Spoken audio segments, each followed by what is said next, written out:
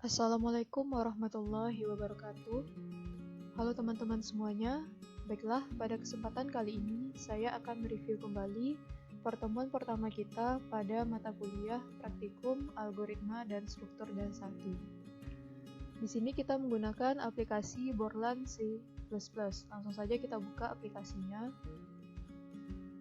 Nah, pada awal aplikasi ini dibuka, ada muncul pesan error pada aplikasi saya. Di sini dikarenakan kurang support dengan sistem Windows yang 64 bit saya. Jadi di-okekan saja. Nah, di sini saya akan membuka file yang telah saya buat sebelumnya. Caranya di menu file, lalu pilih open. Nah, di sini teman-teman bisa membuka penyimpanan data teman-teman di bagian mana, di D ataupun di E, dan di sini pilih foldernya, dan di bagian sini dipilih filenya. Nah, kita buka lalu klik OK.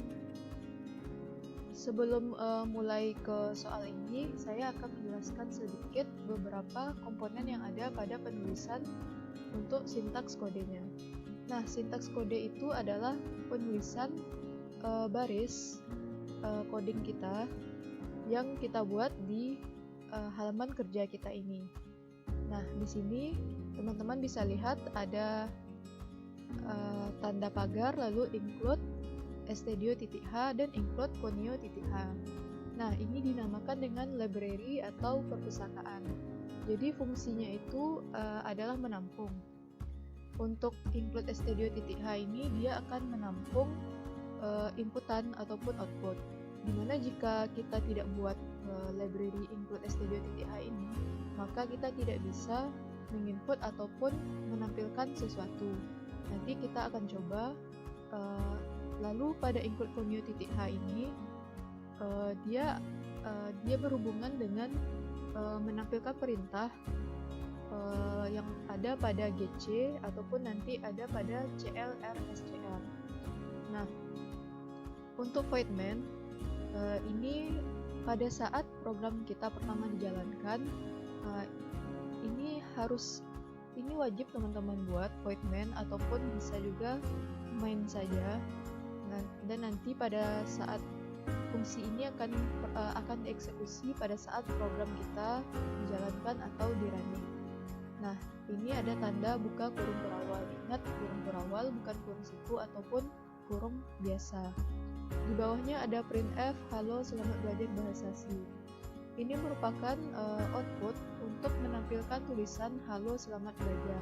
Dan harus diingat setiap akhir pada sintaks kode, ini dinamakan sintaks kode, itu harus diakhiri dengan tanda titik koma. Apabila teman-teman lupa membuatnya, nanti akan error pada programnya. Nah, yang terakhir itu GC.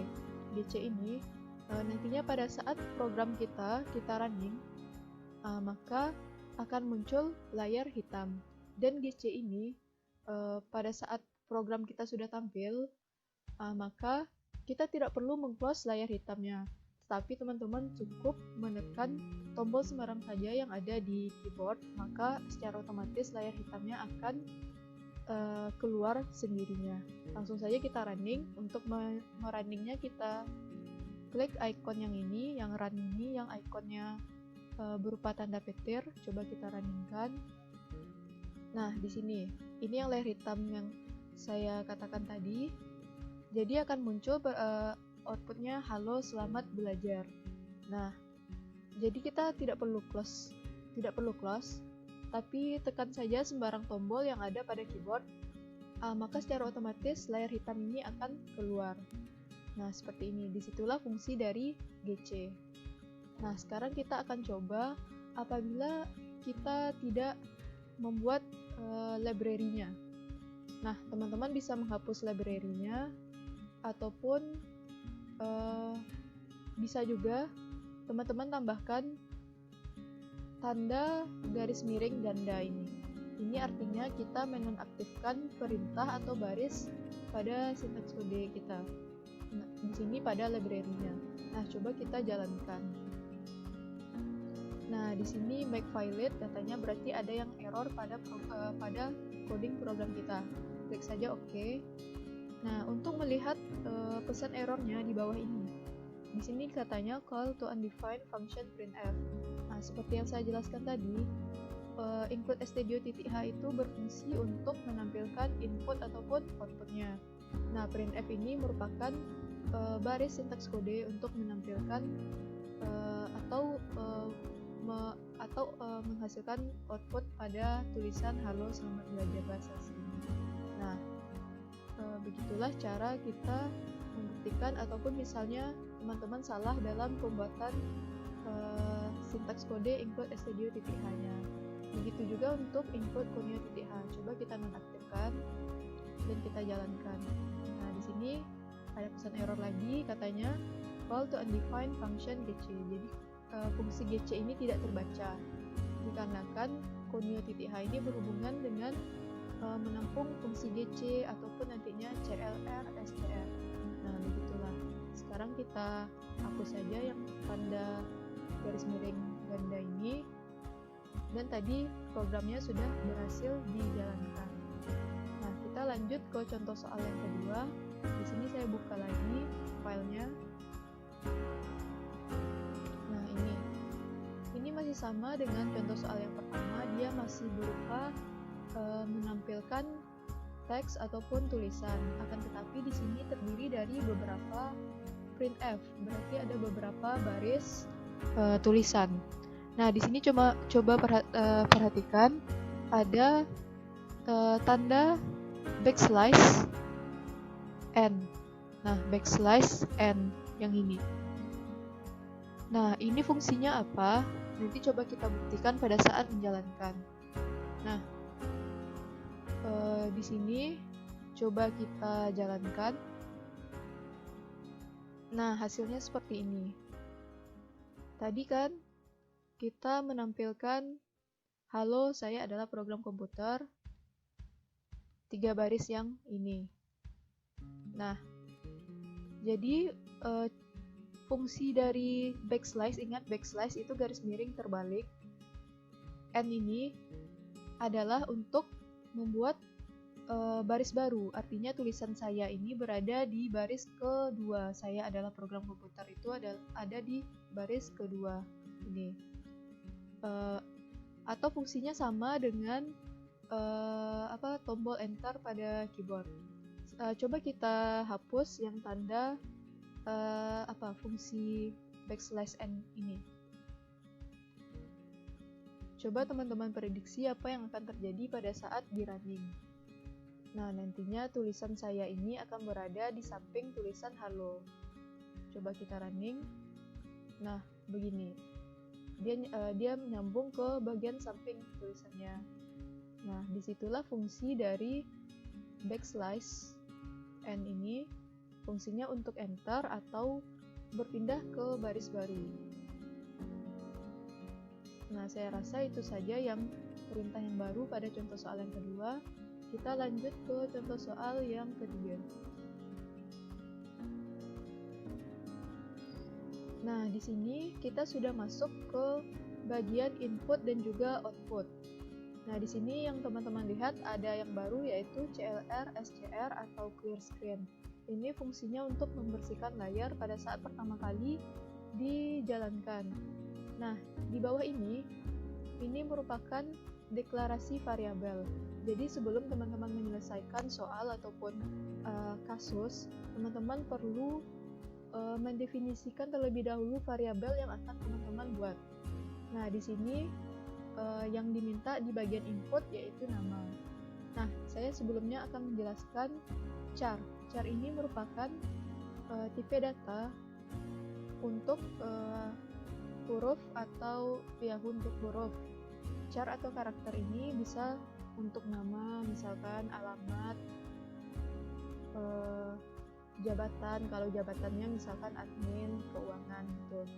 Dan di sini nama ini merupakan variabel yang akan kita buat. Dan 20 ini merupakan jumlah maksimal karakter yang bisa ditampung pada saat kita menginputkan nama.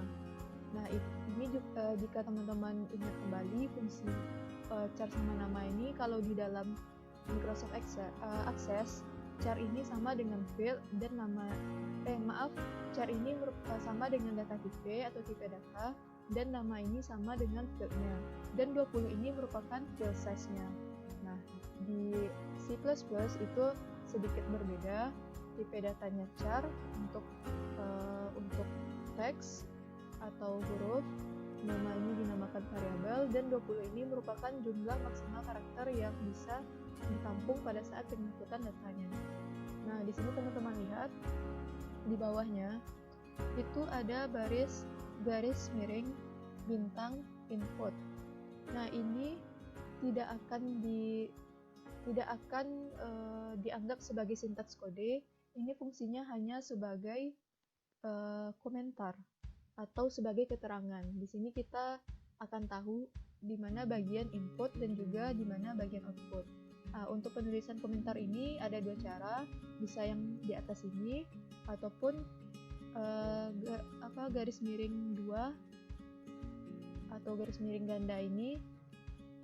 Nah, teman-teman juga bisa tidak membuatnya apabila teman-teman sudah tahu mana yang input, output, ataupun nantinya proses atau keterangan-keterangan lainnya. Ini fungsinya hanya sebagai keterangan. Nah, di bawahnya ini seperti biasa, ini merupakan inputan. Nah, di sini ada fungsi gets. Nah, fungsi gets ini dia mengambil untuk variabel nama. Nama ini kita menggunakan tipe data char, dan nantinya kita akan menggunakan fungsi gets.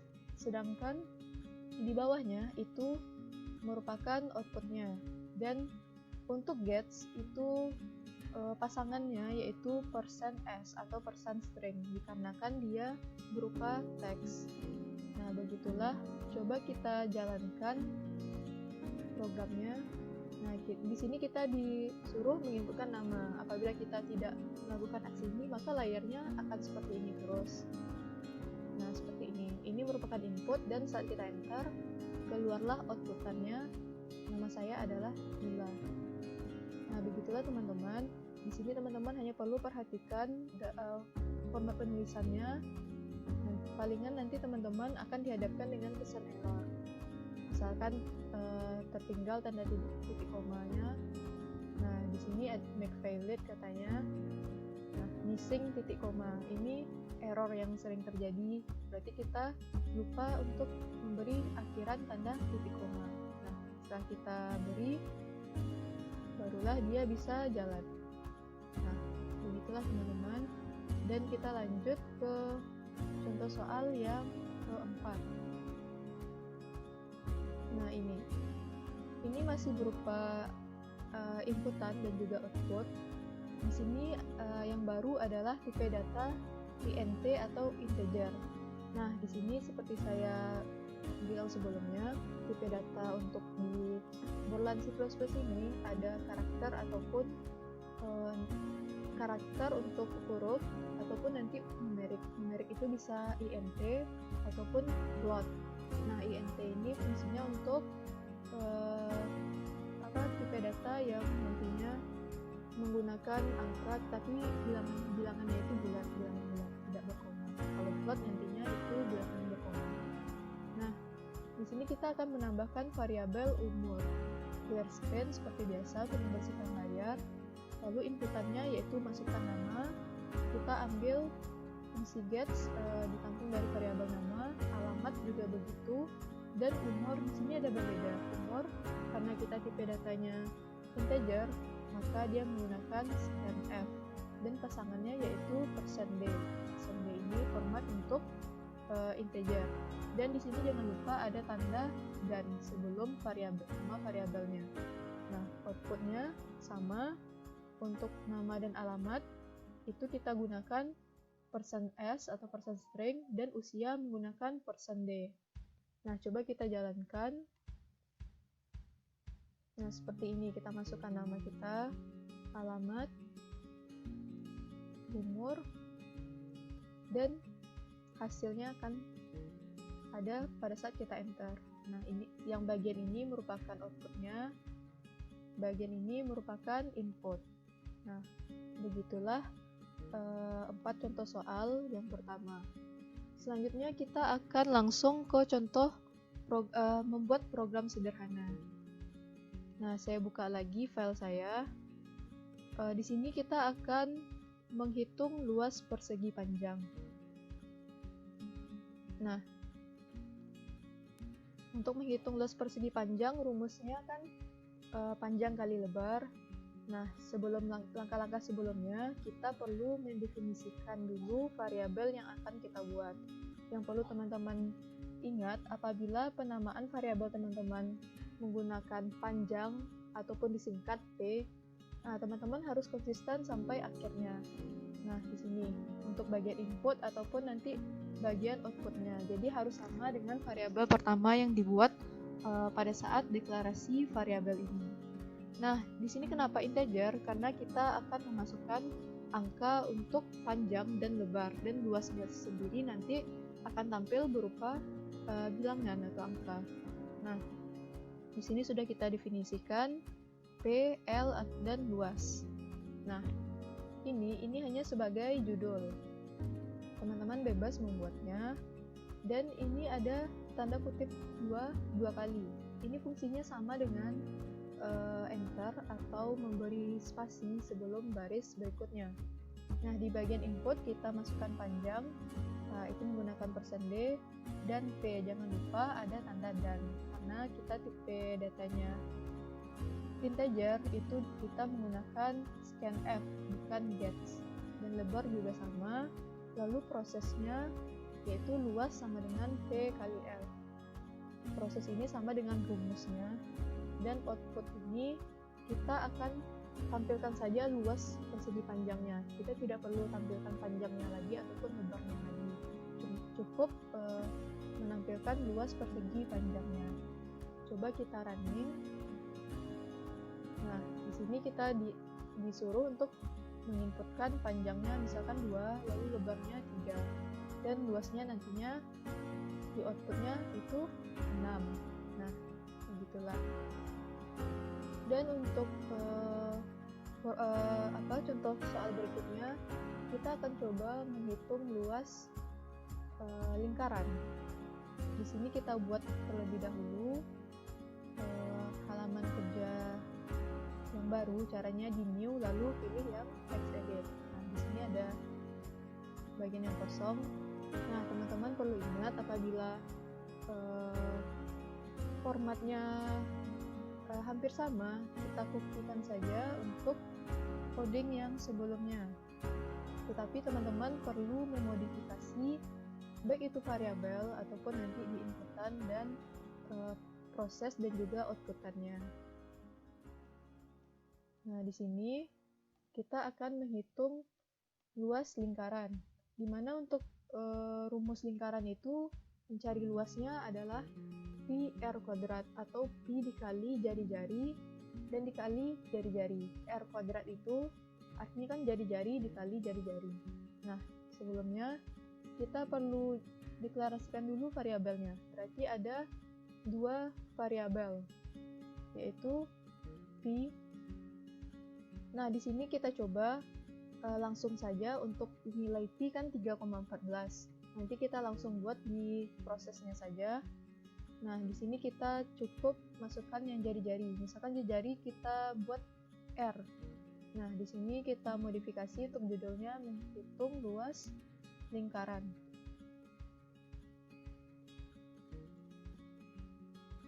Nah, lalu di sini kita masukkan jari-jari. Di sini kita bebas menulis apa saja di bagian yang biru ini. Nah, jari-jari itu variabelnya adalah R, kita ganti. Dan karena jari-jari itu jari-jari dikali jari-jari, berarti kan cuma satu inputan kita buat, cuma jari-jari kan. Dan di prosesnya kita buatlah rumus untuk mencari luas lingkaran pi r kuadrat, di mana nilai pi itu adalah 3,14. Nah, untuk koma itu teman-teman gunakan tanda titik. apabila teman-teman gunakan koma, nantinya juga akan error pada saat di running. Nah, kita kali dengan R kuadrat. Untuk R kuadrat berarti sama dengan R dikali R. Nah, outputnya yaitu luas lingkaran.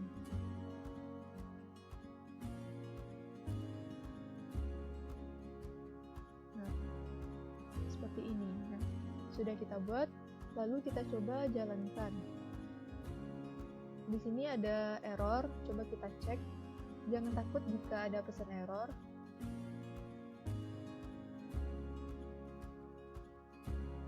Nah, ini kelemahan di Borland C++, dia itu sedikit sensitif apabila kita terlalu banyak mengklik, misalkan nanti programnya akan close program, tapi tidak apa-apa, kita silang saja.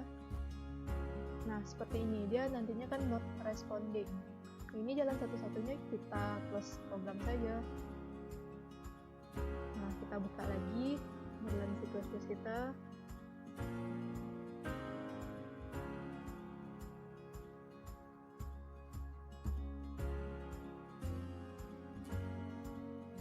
Nah, di sini saya ulangi lagi. Untuk persegi panjang tadi, luasnya kita menggunakan variabel jari-jari dan juga luas. Nah, ini.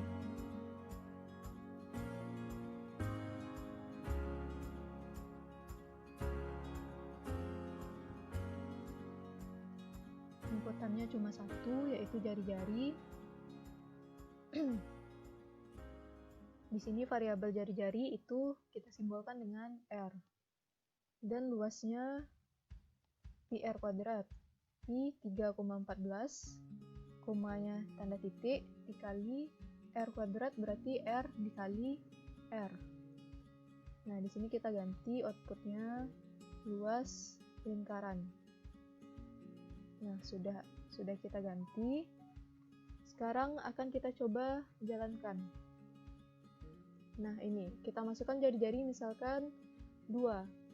Berarti jari-jari kuadrat 4 dikalikan 3,14. Nah, hasilnya 12. Itu dikarenakan kita menggunakan tipe data integer, sehingga hasilnya itu dibulatkan. Nanti kan dia 3,14 kali 4 hasilnya berkoma. Jadi karena integer tipenya untuk bilangan bulat, hasilnya dibulatkan jadi 12. Nah, cara yang kedua, di sini teman-teman bisa membuat nilai pi-nya terlebih dahulu. Misalkan int pi 3,14. Nah, untuk di proses ini 3,14 ini teman-teman cukup buat dengan nama pi. Berarti variabel pi ini sudah kita beri nilainya di awal atau pada saat deklarasi variabelnya. Coba kita jalankan. Nah, kita masukkan jari-jarinya. Nah, hasilnya sama kan, luas lingkarannya 12. Nah, di sini apabila kita ingin bilangannya itu yang tampil hasilnya berkoma, kita ubah tipe datanya yaitu float. Float itu untuk bilangan yang berkoma atau bilangan desimal. Nah, dan yang perlu kita ganti di sini yaitu pertama di sini di bagian input. Itu tidak menggunakan %d tetapi menggunakan %f. Dan di sini juga %f. Nah, coba kita jalankan. Nah, di sini kita lihat hasilnya 12,560000. Berarti ada 6 angka di belakang koma. Jadi misalkan kita ingin tampilkan cuma 1 angka di belakang koma atau 2 angka di belakang koma. Nah, caranya di bagian output ini kita cukup buat berapa angka di belakang koma yang kita buat. Misalkan kita ingin menampilkan 2 angka di belakang koma, berarti kita buat titik 2f. Nah, coba kita jalankan. Seperti ini. Ya kan, sudah terlihat hasilnya 12,56. Ada dua angka di belakang koma. Dikarenakan kita menggunakan fungsi outputnya persen titik 2F. Kalau teman-teman ingin menampilkan satu angka di belakang koma, berarti persen titik F. Atau hasilnya 12 saja, berarti ada dua opsi. Bisa dibuat titik 0F, artinya dia nanti dibulatkan, atau juga ganti tipe datanya jadi integer. Nah, begitulah penjelasan untuk pertemuan pertama kita. Mudah-mudahan teman-teman bisa memahami langkah-langkahnya dan memperhatikan pada penulisannya. Apabila teman-teman menemui error, jangan takut, klik saja nanti OK dan baca perintah atau pesan yang ada di bawahnya. Nanti kita akan belajar dari kesalahan atau pesan-pesan error yang ada. Nah, sekian tutorial dari saya.